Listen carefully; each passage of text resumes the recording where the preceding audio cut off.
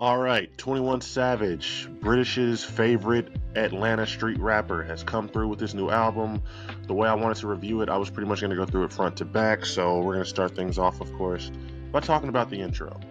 Titled Where You From, this is produced by Weezy and Southside. It was 3 minutes and 40 seconds. The song was pretty fucking good. Now, I know it's not the strongest song on the album at all. This is not really different from anything that you would really expect from 21. So I know some people are gonna be like, damn, why are you praising it like that? But I guess I'm just a really strong 21 Savage fan, and this is him at his best. This is him doing what he does. Came through with the ad libs, the pussy. The beat was nice. It was just a good song. And 21 is one of those guys that he's really good at just having presence on the mic, at having that, just setting the atmosphere for you. And this song did a great job of that. I feel like this was a good little taste of what the album was going to be about, and he really did his thing with it. Now, after that, this is the lead single, the song he just dropped a video for, the Zaytoven produced Ha. Definitely one of the weaker songs on the album. I will be perfectly honest with you. If you listen to this and you didn't fuck with it, I don't think that this is what you should judge the album based off of. It's definitely a lot. And it's an interesting song. I can see why somebody would like it, or it could potentially go viral on TikTok, but just as 21 dropping a great song, this ain't it. I was not a big fan of it. I think that especially once you get through the rest of the album, it's not one that you're going to go back to a lot. After that, we have Step Brothers with Young Nudie. This one is produced by Coop, comes in at 4 minutes and 9 seconds, and this is it. This is probably in my top 3 or top 3 on the album. Young Nudie did his fucking thing. This is a great song by him, great verse. He held it down. 21 does his thing as well. I just think those two have really great chemistry, and I know it's not just because they're family. I think it's just they both complement what each other does well. Nudie just came through with that, especially when he slipped into that sort of lazy, you ain't gonna do shit type flow on that second half of his verse. Those two can't go wrong. Whether it be Peaches and Eggplants or this song, they both just know how to sort of work well with each other on any type of vibe they're going for on a song. Coming up next, we have Cup Full. This was a song with 21 by himself. The one thing to note about the production, I feel like there is a different producer on every single song. So it was not like he locked in with any single producer or anything like that. This man was working all over the place, just getting whatever he could. Some guy named Taurus, well, not Taurus, I know who Taurus is. Sarah on the beat, DJ Cash produced this one. Cup Full was a pretty good song. It's not the best. It's not necessarily the worst song either. This is it's just good that I will say 21 knows how to make songs by himself that he doesn't need anybody else to carry him with. After that, we got Coop again with the Lotto assisted Poppin'. Now, if there's one song that's going to go hard in the club, that's going to have everybody shaking their ass and everything, this one is it. This is, I don't know if they maybe confirm their relationship on this one with Lotto coming out saying she's fucking on the British man, but yeah, no, this one was definitely those two getting in their bag. This was the club hit. I could see it. I'm not necessarily gonna act like I'm gonna be in there vibing to it all the time. I'm gonna go back to it, but if this comes on in a club or at a party, I can definitely see myself getting loose and having some fun with it. And it's gonna make the ladies shake their ass, and you can never complain about that.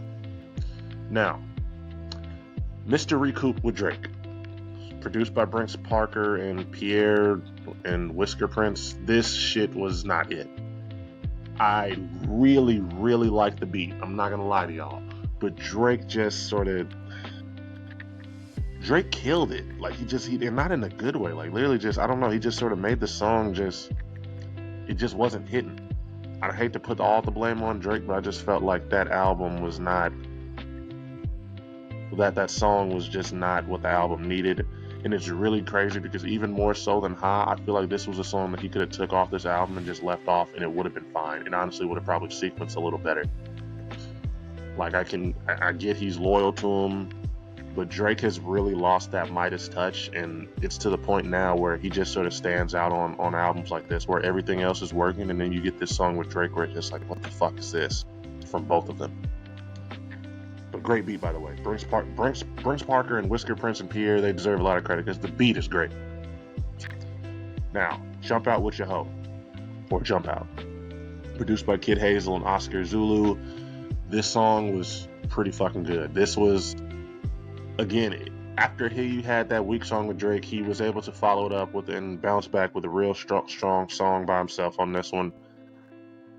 The little interludes and everything like that he was having of his family talking throughout the album, I really like that as well. This album plays a lot with the idea of the streets losing their luster, of rats and everything being honored too much. You hear a lot of intros and outros to songs with, I want to say it's probably his sister or maybe an uncle or someone, one of his homies, just talking about how rats and everything are being honored way too often and things of that nature.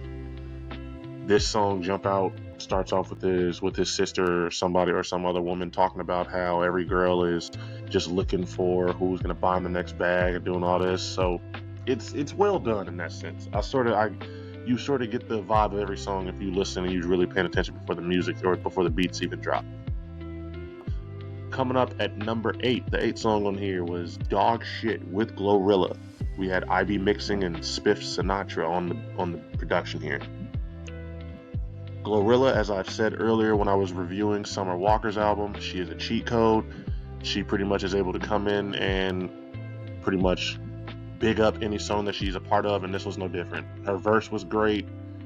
21 was great. They play off each other very well. Both of them sort of got some good flows that work well with each other. So this was another fun song, another one that I could really see getting played in the club, and I would enjoy it. Now, starting with number 9, Code of Honor. We got that with G Herbo, produced by Casper and Taurus. Probably, if there's top 3 on this album, this is definitely in it. This was some hard ass personal, just reflective verses from both of these niggas. Literally, G Herbo talking about how he lost his homie Kobe. And yes, we've heard the story a million times, but shit, it still sounds like just heart-wrenching and just tugs at you. 21 did his thing too. All this this was just a very good deep cut, a good little personal song.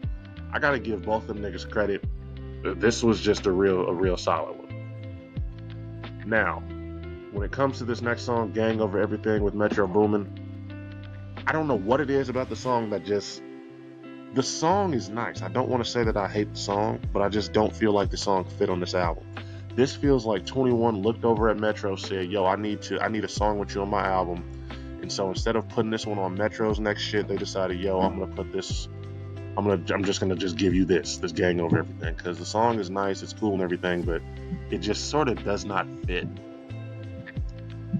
Halftime interlude, really good interlude, produced by OZ. I liked it. Not much to say about that one. Just literally 2 minutes. Big Stepper. This was a song that ended up being in my top 3. I don't know what it was. And it's 21 by himself. There's no other feature on this one. It just really came through and was solid. DA got that dope, came through on the production. Just a real good song. If you're going to listen to any song off there, that's definitely the one that I would recommend. I think it's probably the one that I've been going back to the most. Now, for the song that's probably going to get people and just probably going to go viral and everything like that, him and Lil Baby, they came through with Atlanta Tears. This is probably one of the better songs of the year. This is Lil Baby sounding like he was still in 2018. This is still just coming onto the scene. Lil Baby who was hungry, who was trying to get on. This shit, his verse was amazing. 21 did the same thing. He didn't let himself get outdone or anything like that. Sad Pony and Child Boy, Dopamine, Mitch Gone Mad, Keanu Beats. It listed 4 or 5 motherfuckers when it came to who made the beat, but they all deserve some credit because the beat was hard. It was just a really good song. It's one of the longer ones on the album, but it's definitely one of the ones that I think is gonna get added into my main rotation, regardless of whether or not I go back to this album. And he finished things off with an R. Kelly sample on I Wish. Jawan Harris was on it. It's a very reflective song. It's him just pretty much just wishing that we wouldn't have lost so many rap legends, talking about all the pain and trauma that's been with all that. It's a very heartfelt song. I know I've read some people that were mad that he was sampling R. Kelly and everything like that. This is going to be a bit of a tangent. I'm going to get away from just talking about this album. We have to separate art from the artist. I understand that R. Kelly, I understand that somebody like Diddy, I understand that it's hard to want to go back to the pieces of art that these motherfuckers have created, have been a part of, and just really still want to give it that same reverence. But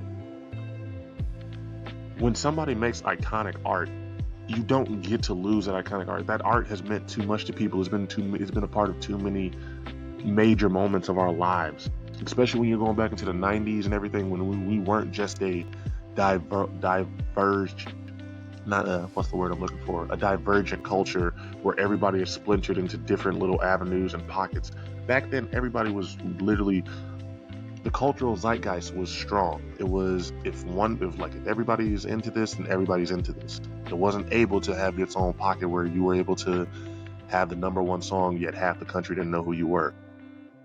So I don't think it's fair for us to look at somebody like R. Kelly or like Diddy or like any of these different artists, because there's a lot of white ones too who were doing horrible shit back then, and we are trying to cancel them now and act like their music shouldn't matter. R. Kelly made Step in the Name of Love. He made Trapped in the Closet. He made too many songs that are just like timeless for us to literally just say you can't sample any of that. You can't really give him any type of reverence. You can't really like take him into the future at all. Yes, he is a weird and sick motherfucker, but he's still the greatest R&B singer of all time, like just point blank. So that's just something that we've got to really just let go of. I'm tired of motherfuckers that are trying to get mad about shit like that. But when it comes to the song I Wish, it was alright. It was alright. It wasn't the best outro of all time. I'm not really a big fan of songs like that, especially when they come from niggas like 21, but it was what it was, and it's not the worst song he's ever made. Now, when it comes to the album overall, when it comes to what my favorite songs are, I'm gonna say like I was trying to say, Big Stepper, Atlanta Tears, Code of Honor, and yes, Step Brothers. I'd say those are my top ones. That's a decent amount of songs when you're really only talking about an album that has 15 songs. So for me to like a quarter of it, I'd say that it's came through and pretty much delivered, especially when the rest of it, past the ones that I've saved, weren't really even that bad either. If I have to give it a grade of 1 to 10, 1 being the worst, 10 being the best, I'm probably going to have to go with 7. If I have to go and give it a letter grade, it's probably going to be a B, solid B. This was another just great output by 21. This was him just, again, 21 since he's come out has been one of the artists that has improved consistently, stayed true to who he is, while at the same time not just staying stagnant in terms of his growth as an artist. His whole like come up and everything like that, you got to appreciate it, you got to respect it, because he came out as somebody who was legit, I felt like, leaning towards being one of the mumble rappers, to the point now where now he can drop a verse like he did on Atlanta Tears, or like he did on any of these other songs, where he's really getting introspective, where he's really getting deep in his pocket, where the flows are immaculate and tight, and he can just shine. So 21, one of the better rappers. Definitely glad that when that 2016 XXL cover dropped, he was one of the ones I was championing. So that's all I really got to say about that one. This was a good album. I would definitely recommend it to anybody who hasn't listened to it yet. Well, other than that, ladies and gentlemen, boys and girls, Mr. and Lady, this has been Kinetic Aesthetic, and this has been your boy Germ. I want to say thank y'all for tuning in. Thank y'all for checking us out on this great Wednesday. Make sure y'all continue to be good people. Drink a lot of water. Tell your friends, your family, and everybody else that you care about that you love them. And just continue to be good people.